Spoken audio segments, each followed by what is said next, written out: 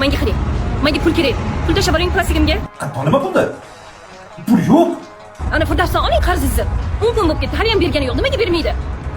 Firdavsga men bir oyga deb berganman, oylikda deb. Yo'q, bersin. Suruvchi menga pul kerak. Firdavs qanday kerak? Firdavs, ha? Qarzingizni bering.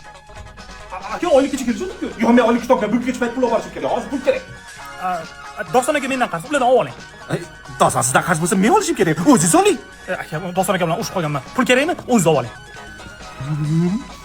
Doston. Qarz bermaysizmi? Qanaqa? Qarzi bor odam mana bunaqa narsalarga yemaydi. Firdavsdan qarz olganmisiz? Firdavs mendan olgan. Endi qarzim siz to'laysiz.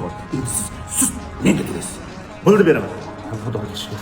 Faqat Nuriddin Tohirichdan olasiz. Nega? Nuriddin Tohirich mendan 6 oy bo'ldi qarz olganiga hali bermadi. Shulardan olasiz.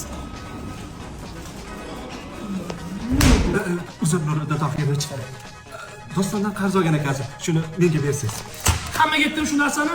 Hozir Ittifoq. Nimasi bu? Mendan qarz olgan edi. O'shani sizga o'tkazib yubordi. Pul juda ham zarur edi-da. aytgancha Oybekka qarzdor edi mendan, ulardan olasiz.